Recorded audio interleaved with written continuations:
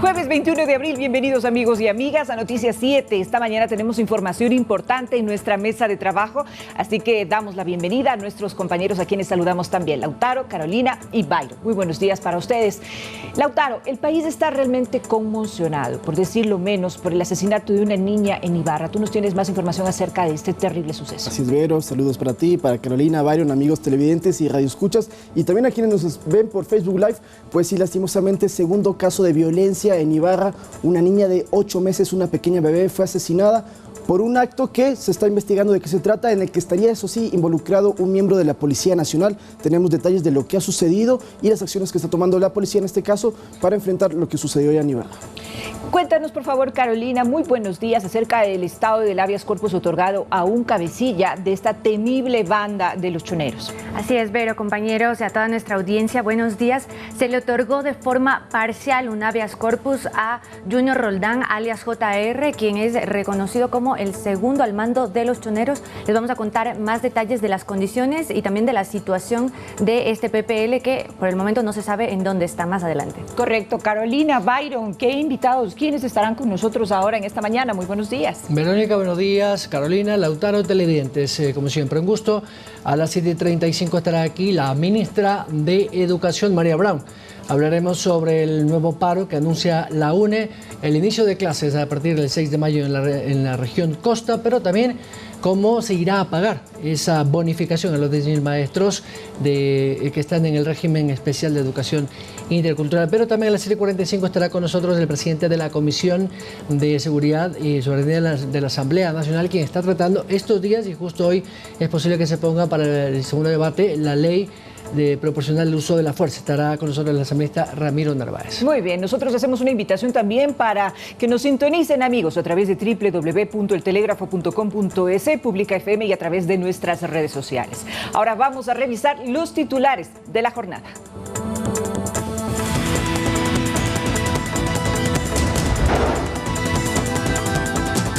Intento de atentado con explosivos en la audiencia de habeas corpus a favor del líder de los choneros. Se suspendió ante el peligro descubierto por la policía. 3 cajas de pentolita pudieron hacer explotar las instalaciones. La ley de protección de datos contempla una veduría cuando los datos personales hayan sido vulnerados por negligencia de una institución o empresa, pero 1 año en vigencia y no está conformada. En deportes, casi 2 años después de su muerte, uno de los símbolos de Maradona salió a subasta. Se trata de la camiseta con la que el 10 hizo el gol ante Inglaterra con la mano de Dios. En lo internacional, la justicia británica autoriza la extradición del hacker Julian Assange a los Estados Unidos, donde será juzgado por espionaje cibernético.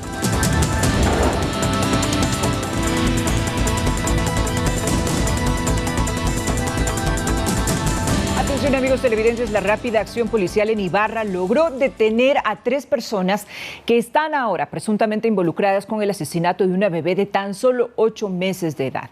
Esto ocurrido el pasado 20 de abril cerca de la laguna de Yaguarcocha. Según el informe policial, la alerta se generó por varios disparos que se escucharon en esta zona. La madre resultó herida por golpes en la cabeza y su pequeña falleció en el sitio por el impacto de una bala. Una de las personas detenidas tiene antecedentes penales por sicariato, robo y pensión de alimentos. Y otro, quien sería el actor intelectual del hecho violento y quien habría contratado a estas personas, sería un policía que además está en servicio activo. Para el operativo, los uniformados cerraron el perímetro de Ibarra utilizando drones y un helicóptero. En una rueda de prensa dieron más detalles. Escuchemos. Efectivamente, en el sitio en donde fue herida con disparo de arma de fuego la infante, una vez que llegaron los equipos de criminalística, se procedió a hacer el levantamiento de los indicios vinculantes y asociativos a este hecho violento.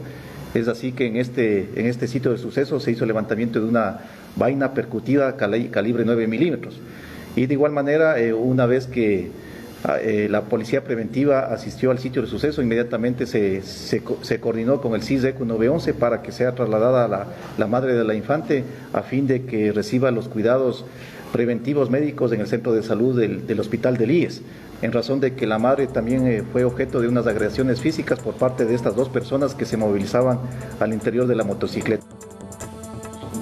Les vamos a comentar qué fue lo que sucedió. A ver, había una pareja, policía en servicio activo, junto a su conviviente, la madre de su hijo, que vivían en Naranjito, en la provincia del Guayas. Estaban cumpliendo pues, funciones en Ibarra. Lastimosamente había este tema de la pensión alimenticia que debía el padre. Entonces, por ciertos desajustes con la madre, pues él decidió matarla. Y como autor intelectual, contrató a 2 personas, ecuatorianas todas ellas, para atentar contra la vida de la mujer. Ella vivía cerca de la laguna Yaguarcocha, ustedes la conocerán, un sitio muy turístico inclusive. Bueno, llegaron estos sicarios en las motos, dispararon contra la mujer, pero a quien impactaron fue a la pequeña bebé en brazos de 8 meses, que lastimosamente pues no pudo sobrevivir por este impacto de bala, evidentemente. La mujer se encuentra bien, ella está en un hospital del IES, está siendo atendida tanto médicamente como psicológicamente, y como escuchamos en la nota y como hemos oído a los policías, pues hubo un gran operativo para poder atrapar a estos 3 personajes involucrados en este condenable hecho. Mediante drones pudieron detectarlos, buscarlos y encontrarlos, y así fue como los capturaron. Uno de los asesinos estaba evidentemente con varias denuncias por robo, por sicariato inclusive, es decir, personas que ya tenían experiencia en este tipo de delitos, mientras que el policía mantenía, como ya les he dicho, una pensión alimenticia que estaba siendo adeudada, y eso es lo que a él le motivó a terminar con la vida de su pareja. Es un caso que se lo puede tratar también como presunto femicidio, intento de femicidio, para ser precisos, contra la mujer. Contra el hijo, bueno, evidentemente será asesinato.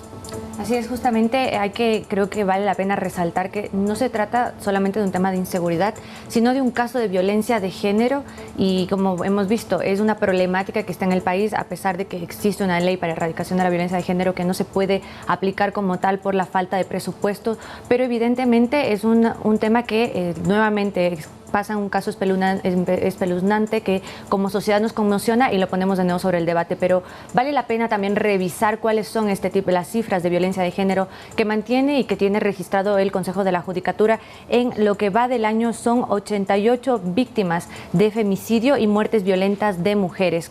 Como ustedes pueden ver, son 54 por asesinato, 25 femicidios, 7 homicidios y 2 muertes violentas. El número de casos procesados de estos 88 de lo que va de 2022, ojo, estamos en el mes de abril, son 83, y según también se registra, es la provincia del Guayas en donde se registra el mayor número de víctimas. En este caso no contabilizamos, afortunadamente la mujer no se logró el cometido, pero hace poco en Quito, el fin de semana, vimos un caso similar en el que hubo otro intento de femicidio, en que la pareja en un parque, en el espacio público, acuchilló a su pareja. Y pues lamentablemente en este caso sí fallece la bebé, y aquí estamos hablando de lo que también se cataloga como violencia vicaria, que es cuando se instrumentalizan a los hijos para afectar a la madre, porque es una violencia psicológica de la cual una mujer no se va a recuperar. La mujer está con vida, pero no se va a recuperar de esto. El agravante aquí es que quien es el actor intelectual es un policía, sí. Es decir, un hombre que pertenece a una institución que nos da seguridad. Entonces, ¿qué mensaje le estamos dando a la sociedad? Quienes nos protegen son ahora los victimarios. Yo creo que esto es un mensaje muy fuerte para el Ministerio del Interior y la policía, para que revisen los protocolos de comportamiento y estas famosas pruebas de confianza que le hacen a los policías cada cierto tiempo, porque claro, estas divergencias con su pareja, que la pueden tener todos los padres o quienes hemos estado casados en alguna situación de intransigencia, de diferencias, sobre todo por alimentos, que es un tema muy recurrente, no puede llegar a este extremo, evidentemente. Más aún si, como hemos dicho, es un agente del orden. Es decir, ahí yo creo que el mensaje es muy delicado para la Policía Nacional, quien debe revisar si efectivamente muchos de sus uniformados tienen este tipo de problemas, que como digo es muy común, sobre todo por la actividad profesional que realizan los policías, como tú bien dices, estos traslados de ciudad, de provincia, están muchas horas bajo muchísima presión, tienen muy pocas horas para pasar con su familia, y esta presión psicológica seguramente hace que pierdan, la razón, porque esto es una sin razón. Evidentemente evidentemente esto aumenta esas terribles y dramáticas cifras de la violencia de género.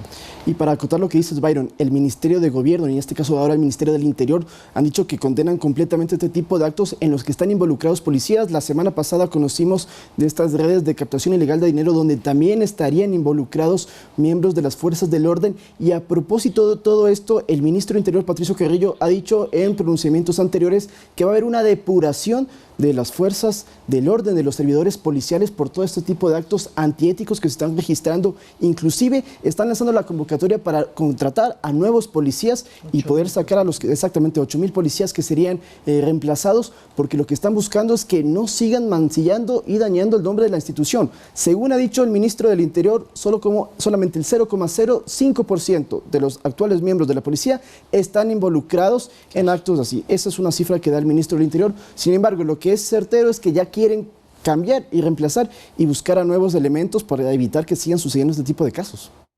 Y otro de los aspectos fundamentales, y precisamente acerca de las declaraciones del ministro del Interior, Patricio Carrillo, él anunció que se han encontrado algunos puntos de alarma a través de los cuales se promueve precisamente el anonimato en muchos de los casos delictivos que estamos viviendo. Esto a propósito justamente de los casos criminales en Ibarra, donde un hombre fue asesinado en un cajero bancario, como recordaremos, amigos televidentes. Las autoridades encontraron que existe un mercado de alquiler de motocicletas, las cuales se utilizan sin placas. Se ha identificado un mercado de alquiler de armas y viviendas, todo sin ningún tipo de registro. Vamos a escuchar las palabras de la autoridad. Es importante que las personas que incursionen en estos negocios lo hagan con la legalidad necesaria, porque al final terminan siendo colaboradores en estos eventos que luego lamentamos absolutamente todos. La provincia de Imbabura tiene un promedio de 2 muertes violentas al mes, ¿no? Eso da un promedio total de entre 20 a 24 por año, eso ha sido ya histórico. Pero ahora tener 2 en un día indiscutiblemente que nos pone en un mal predicamento y nos está anunciando lo que podría pasar. Por eso debemos tomar los recaudos necesarios para que esto se pueda evitar en un futuro. Así es como escuchamos las palabras del ministro Carrillo respecto a la situación de Ibarra, que está alarmando por lo que se ha identificado, como ya se decía, un mercado en el cual se rentan motocicletas sin placas, en el que se venden armas, y también el incremento de los casos de violencia. Se decía que históricamente la provincia de Imbabura registraba 2 casos de muertes violentas al mes, pero solamente en Ibarra en un día se dieron 2 asesinatos. Además, que en los últimos meses también se han registrado secuestros, el otro asesinato de un líder social bajo la modalidad de sicariato, algo que ha alarmado a la población y que en los próximos 15 días estará las autoridades, encabezado también por el ministro Carrillo y la policía, con las autoridades locales analizando las estrategias de seguridad que se implementarán en esta zona, luego que se ha identificado que existe este alcance de la delincuencia que está poniendo en zozobra no solamente a la provincia de Imbabura, sino también al resto del país, porque nos afecta y nos compete a todos. Lamentablemente las muertes violentas van en aumento. Hay un crecimiento de más del 30% de lo que fueron muertes violentas en el mismo primer trimestre del 2021. Y como bien han dicho las autoridades, se debe básicamente a este conflicto entre bandas armadas, entre organizaciones delincuenciales, pero las muertes están y eso amedrenta y genera una sensación mayor de inseguridad.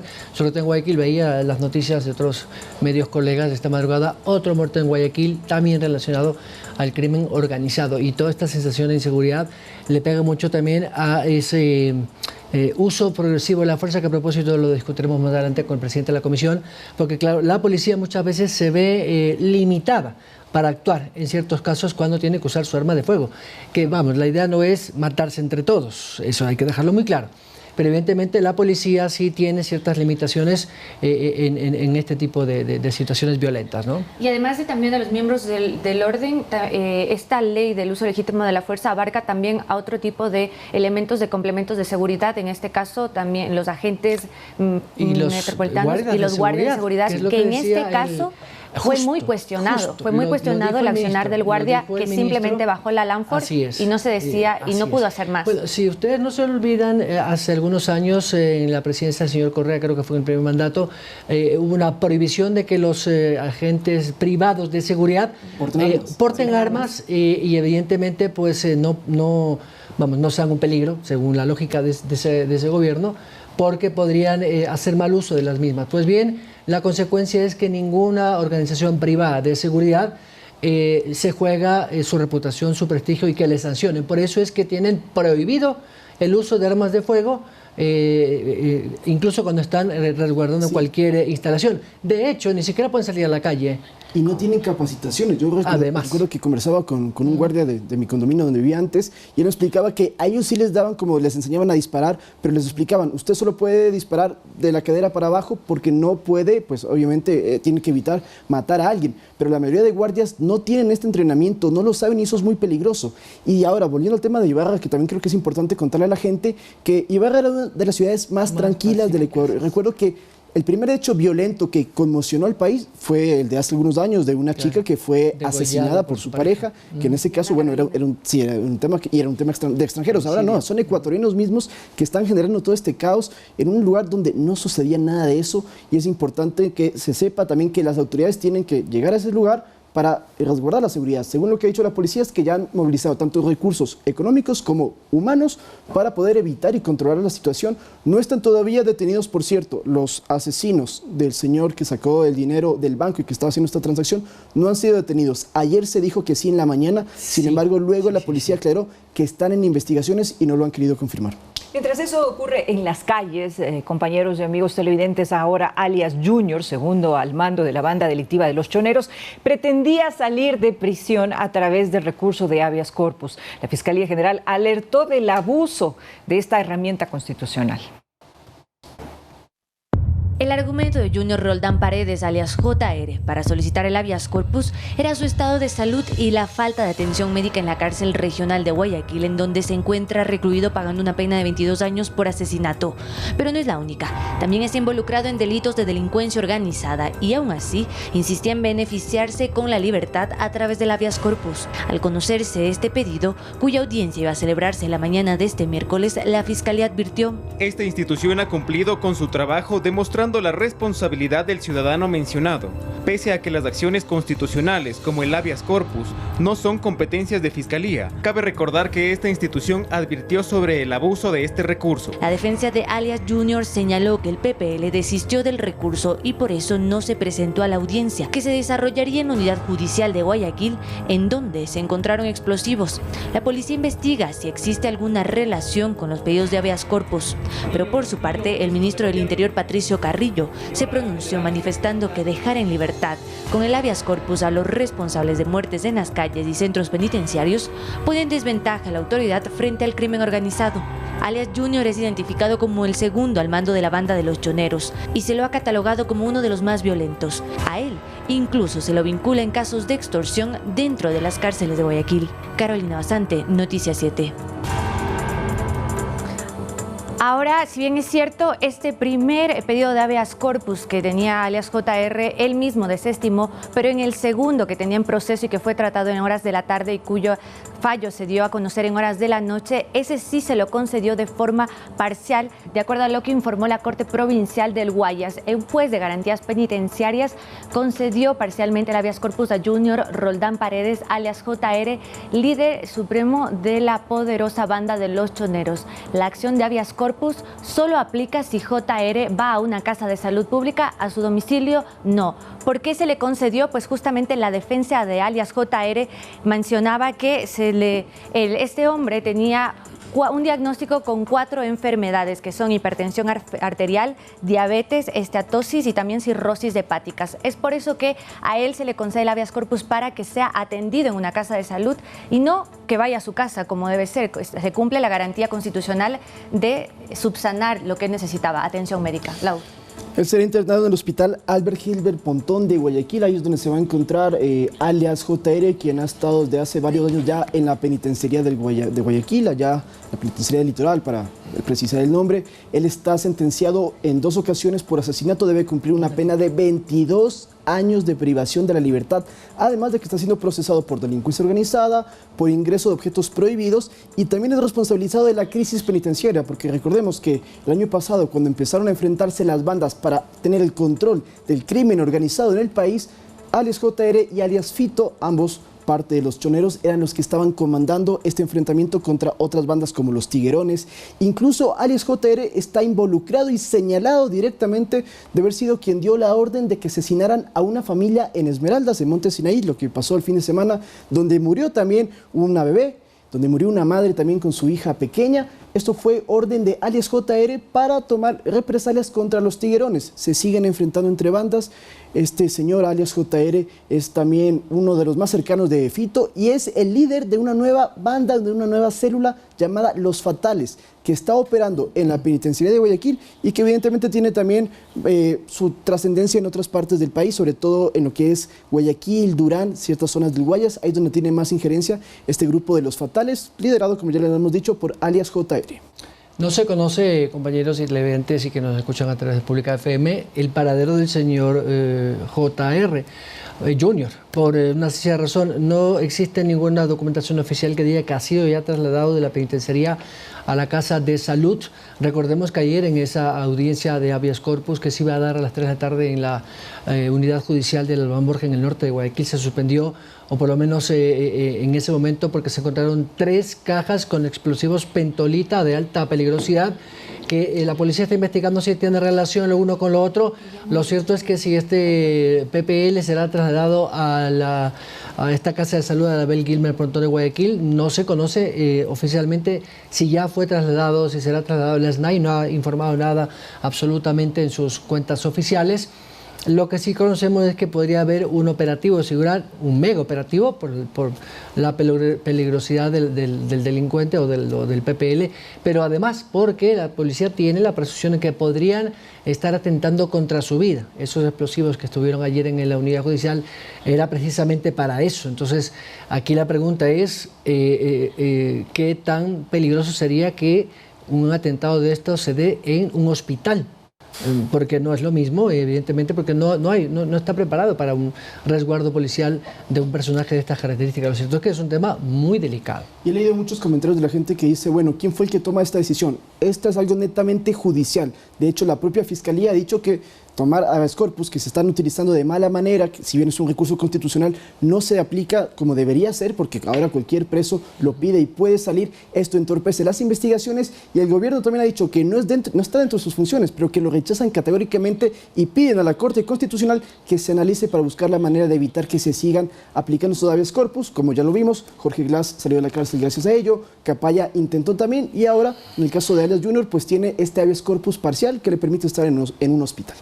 Vale la pena también recalcar este llamado de atención que hace la Fiscalía General del Estado para que se pueda utilizar este recurso de habeas corpus cuando sea estrictamente necesario, cuando sea pegado a los procesos legales. Ahora queremos hablarles también acerca de otro tema, amigos televidentes, que tiene que ver precisamente con que la bancada de la Izquierda Democrática expulsó de sus filas a la asambleísta Johanna Moreira, quien ha sido una activista muy, digamos, permanente en todos los procesos de la Asamblea. Han afirmado que sus actuaciones son graves, públicas y notorias y se han ido en contra de las líneas de las políticas partidistas. Asimismo, la organización ratificó la separación del legislador Alejandro Jaramillo, a quien señalan de actuar en contra del partido y de la bancada. Moreira y Jaramillo lideraron el tratamiento de la ley del aborto por casos de violación. Ambos pues, son miembros de la Comisión de Justicia. La legisladora representante de la provincia del Oro aseguró que responderá y acudirá a las instancias pertinentes del partido político tras su expulsión. Hay una reacción entonces por parte de la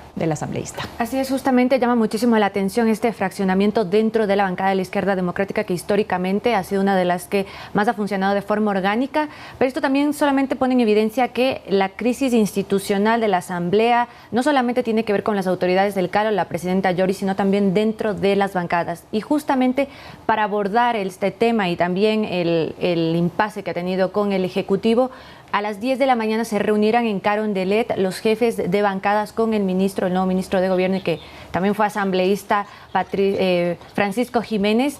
De los 5 jefes de bancada, 4 han confirmado su asistencia, entre ellos el representante de la Izquierda Democrática. El único que estará ausente será Rafael Lucero de Pachacuti, que ha mencionado que ellos antes quieren preparar su propia hoja de ruta antes de estar presentes en esta reunión. Estaremos aquí con seguimiento y muy expectantes de lo que ocurra y los resultados de esta reunión que muchos han pedido que sea pública y que también sea transmitida para que toda la ciudadanía pueda conocer las posturas tanto del gobierno como de los diferentes bloques políticos. La salida de Moreira lo que hace es ahondar esa crisis institucional que, como tú dices bien, Carolina, pero que también pone en el menor número a la bancada de la izquierda democrática. Y los independientes, o quienes han sido separados o se han separado voluntariamente de diferentes bancadas, podrían, porque eso lo he conocido extraoficialmente, agruparse en un bloque independiente, que podría, digamos, hacer el juego, entre comillas, a cualquiera de los bloques, a propósito de las coyunturas legislativas que se den. Esto yo creo que no lo han mapeado los dirigentes de la izquierda democrática, porque perderán capacidad de negociación en la Asamblea Nacional. El impasse con Moreira es principalmente por el tema del CAL, cuando estuvieron calificando esta denuncia de Esteban Torres para el análisis de la gestión de Guadalupe Llori. Moreira compartió y aprobó que esto pase al Pleno, mientras que Yesenia Guamaní dijo que no, y eso era la postura de la bancada, y por eso es que hubo estos problemas. En este momento, entonces, nosotros, amigos televidentes, vamos a dar paso enseguida a una pausa comercial, pero ya regresamos con el mundo de los deportes y nuestro compañero Fabián Alarcón, así que ya regresamos en un minuto.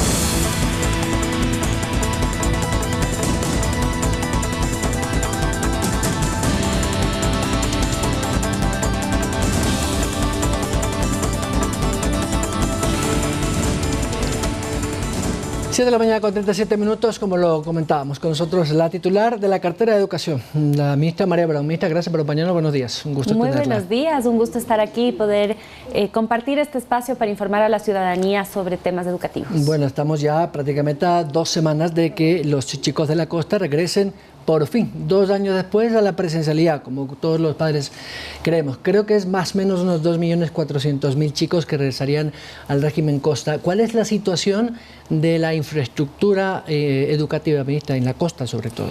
Así es, ya estamos próximos a iniciar las clases el 6 de mayo en una modalidad escalonada. Vamos ingresando por niveles educativos, esto es típicamente lo que sucede, para que podamos irnos adecuando. Hemos hecho un trabajo a nivel nacional de diagnóstico del estado de la infraestructura educativa, no es la primera vez que lo comentamos, una infraestructura sumamente deteriorada, no había inversión en materia de infraestructura por al menos 2 años, por lo tanto muchas de ellas tienen varios años de no haber tenido mantenimiento y hemos podido intervenir ya más de 4.000 instituciones educativas, ya sea con mingas o con intervenciones de mantenimiento correctivo preventivo, y continuamos trabajando en este momento con una inversión para régimen costa de alrededor de $20 millones. Poco a poco estas obras se van entregando, algunas tienen más larga duración, por ejemplo el Colegio Otto Arosemena es una obra que es una intervención de 120 días que continuará los primeros días de clase. Por lo tanto, en estas instituciones sí hacemos unas adecuaciones para que mientras terminamos las obras los estudiantes de todas maneras puedan iniciar clases. Y estamos interviniendo en total en este año 2022 con $140 millones en infraestructura. Esto combina el mantenimiento integral, la finalización de obras inconclusas del pasado y también la construcción de nueva infraestructura. ¿Solo en la costa o a nivel nacional? A nivel nacional. Okay. Sin embargo, la zona en donde mayor inversión se requiere es la costa y la Amazonía, porque son los sitios en donde también existe mayor deterioro. Son más o menos 9.500 unidades educativas en el sistema costa, en el régimen costa. De esas, ¿qué porcentaje han sido intervenidas o están siendo intervenidas? No sé si me puede dar el porcentaje, 25, sí, 30, 40%. Poco a poco vamos a intervenir el 100% de las instituciones educativas en sus distintos niveles. Hemos sobre todo priorizado las intervenciones de agua, saneamiento e higiene, las correcciones, por ejemplo, en Esmeraldas, de los efectos del temblor, del terremoto que recientemente se sufrió y de las inundaciones que se han suscitado, sobre todo en zona 5.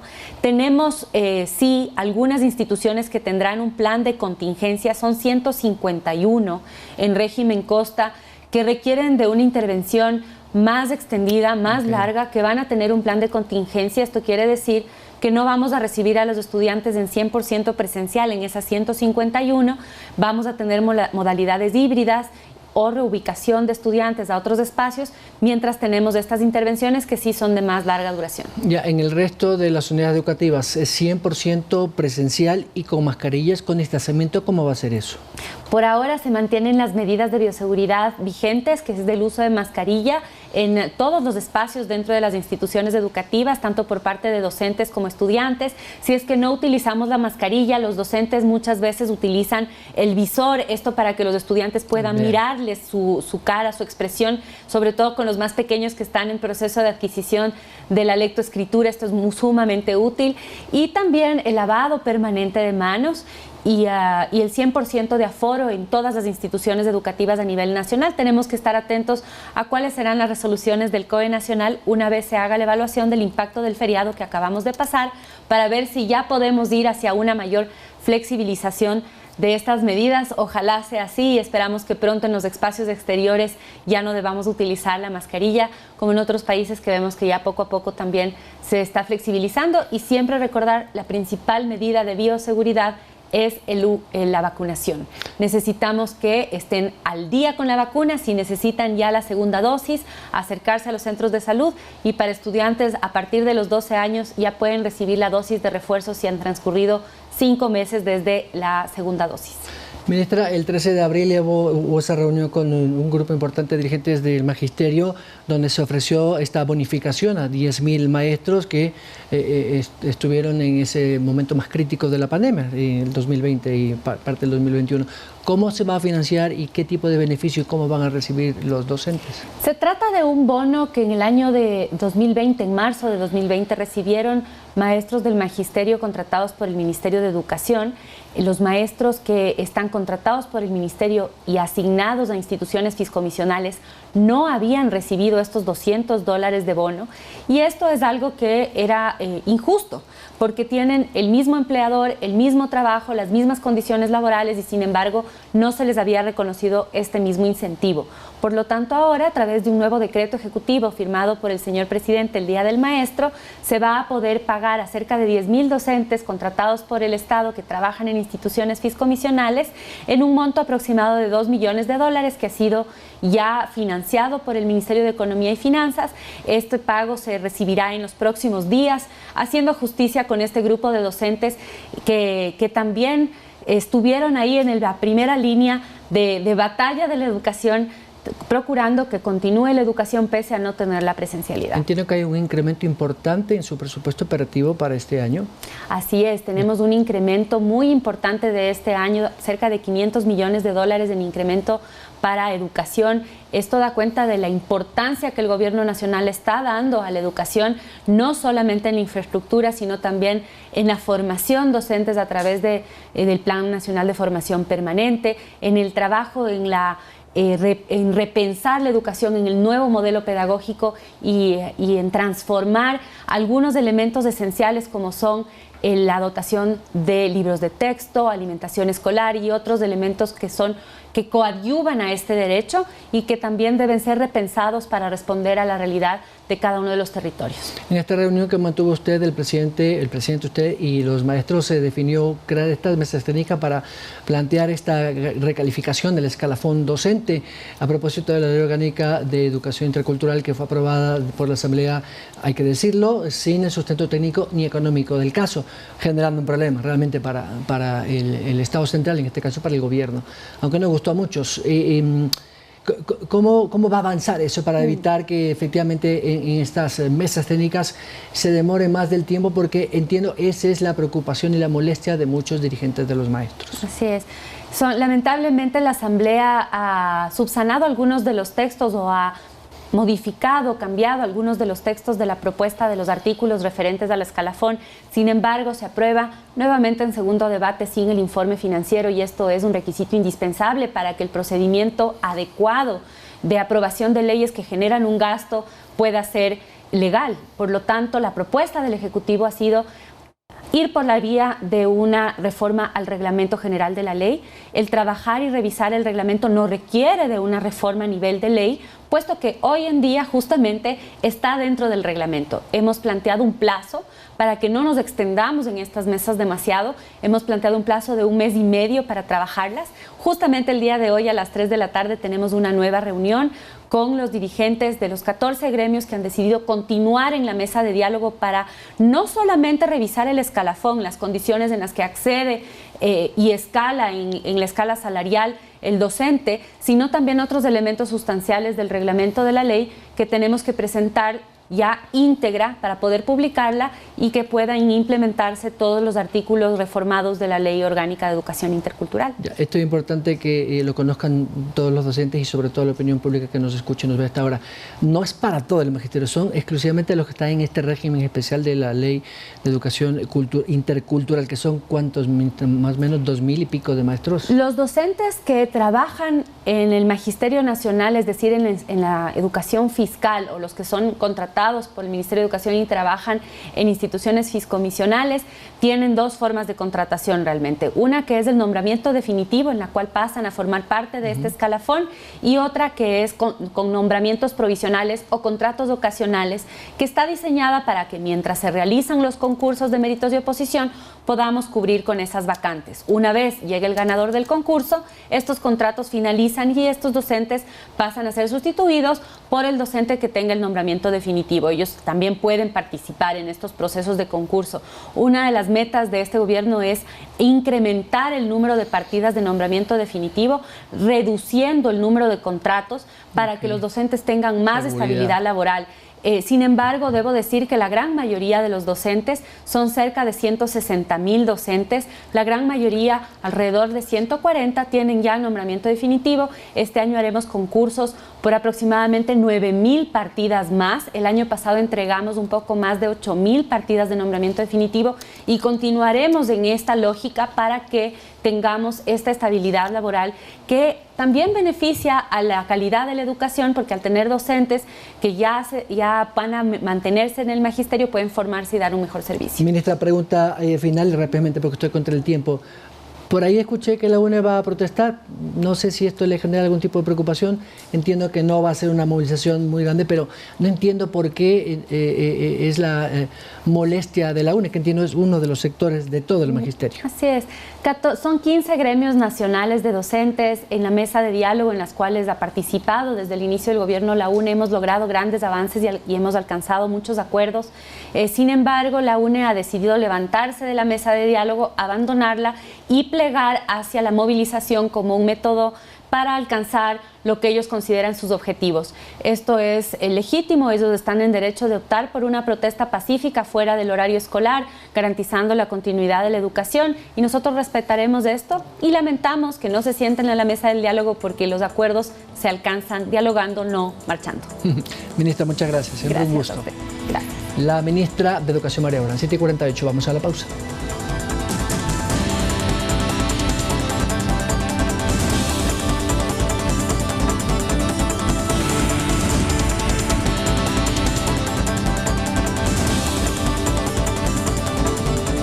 La Asamblea Nacional tiene previsto en estas próximas horas y días retomar ya el segundo y definitivo debate de la Ley de Uso Progresivo de la Fuerza. Recordemos que esto fue presentado el año pasado, pero el gobierno actual presentó un proyecto similar que ha sido convalidado por la comisión respectiva y ahora sí se va a debatir por fin lo que todo el mundo está esperando. ¿Por qué? Porque evidentemente la policía necesita y las Fuerzas Armadas un reglamento para poderlo usar y actuar en contra de la delincuencia. Con nosotros el presidente de la Comisión de Seguridad de la Asamblea, asambleísta Ramiro Andrade. Buenos días.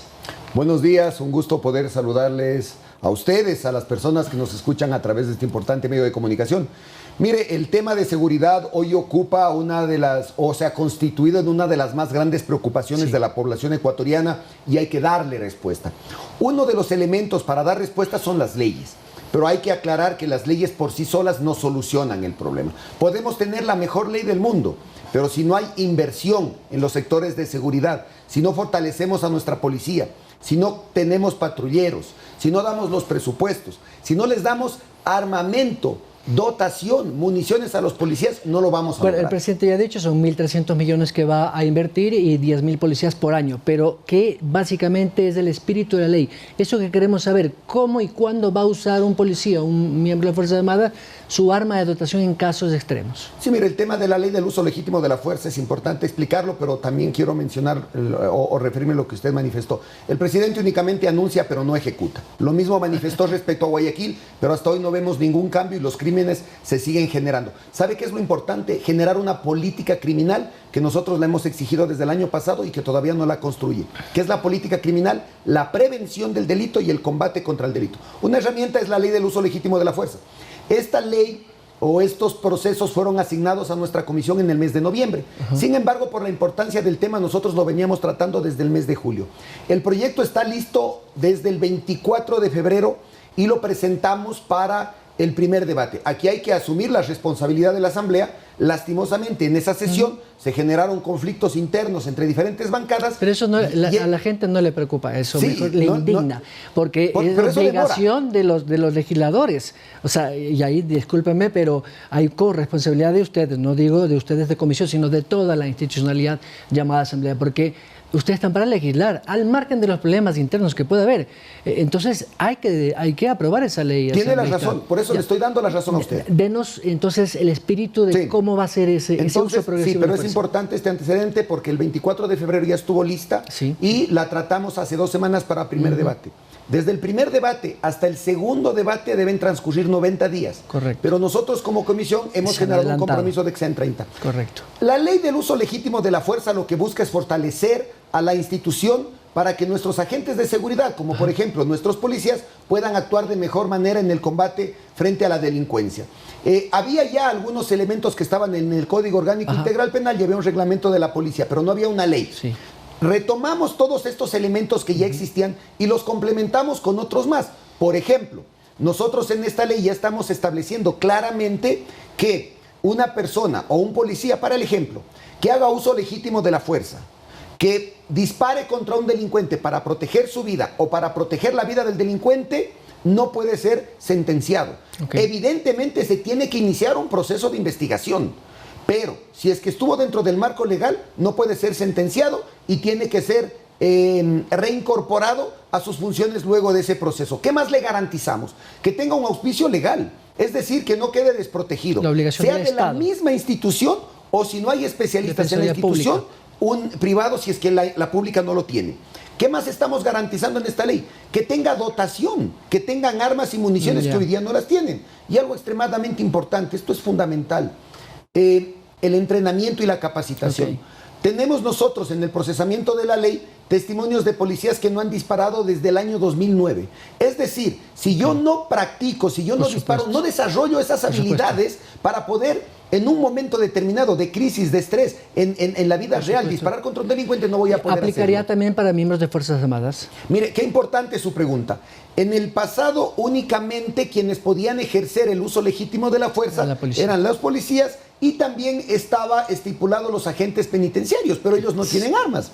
Entonces, ¿qué hemos hecho en esta ley? Hemos incorporado, como usted lo manifestó, a las Fuerzas Armadas, pero dentro de sus competencias. Competencias que son muy importantes para combatir el crimen. En casos extremos de seguridad, como por ejemplo octubre del 2019. Perfecto. Uno es cuando hay estados de excepción. Pero otro elemento que es importante y que permite que nuestras Fuerzas Armadas salgan los 365 días del año es el control de armas. Esa es una facultad de nuestras Fuerzas Armadas. Y algo importantísimo, también estamos fortaleciendo su presencia en las fronteras. Y aquí yo ya he aprendido a ser directo porque a veces tenemos recelo de decir algunas cosas, pero las drogas y las armas entran por las fronteras. Y si nuestras Fuerzas Armadas son fortalecidas y custodiamos adecuadamente las fronteras y evitamos que las drogas y las armas ingresen, los índices de violencia van a bajar significativamente. Por lo tanto, como usted lo anticipó, las Fuerzas Armadas, dentro de sus competencias, están incluidos en el uso legítimo de la fuerza. Se me ha acabado el tiempo, pero le quedo agradecido. Muy gentil. Muchas gracias. El presidente de la Comisión de Seguridad de la Asamblea. 7:55. Nos vamos.